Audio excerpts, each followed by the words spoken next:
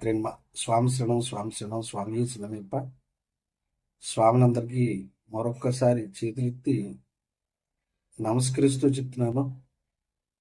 అందరూ 41 రోజులు దీక్ష తీసుకుని శబరిమల రావడానికి ప్రయత్నించండి. కుదరని పక్షంలో 2వ పక్షంలో 21 రోజులు దీక్ష తీసుకోండి. అంతేగాని 5 రోజులకి 3 రోజులకి మాల వేసుకోవటం ఇది మహాపాపం.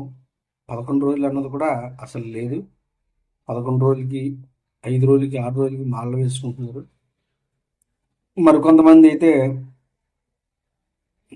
చాలా దారుణంగా పంబలో మానేసి పంబలో ఇరుముడి కట్టుకుని పైకి వెళ్తున్నారు. అసలు 18 ఎక్కడానికి వారికి అర్హత లేదు. 41 రోజులు దీక్ష తీసుకున్న వారే 18 ఎక్కి స్వామిని చూడడానికి అర్హులు. అందుకని మీరెవరో కూడా ఎటువంటి తప్పులు చేయకండి. అటువంటి వారికి మాల వేయాలన్నా ఇరుముడి కట్టాలన్నా మేము సిగ్గుతో తలంచుకుంటున్నాం. ఎందుకంటే సాంఘికంగా వారికి మాల వేయిపోయినా ఇరుముడి వేయిపోయినా అనేక ఆరోపణలు ఒత్తిడులు మాపై వస్తున్నాయి. తప్పని పరిస్థితిలో మేము తప్పు చేస్తున్నామన్న పరిస్థితి తెలిసి కూడా మేము చేయవలసి వస్తుంది.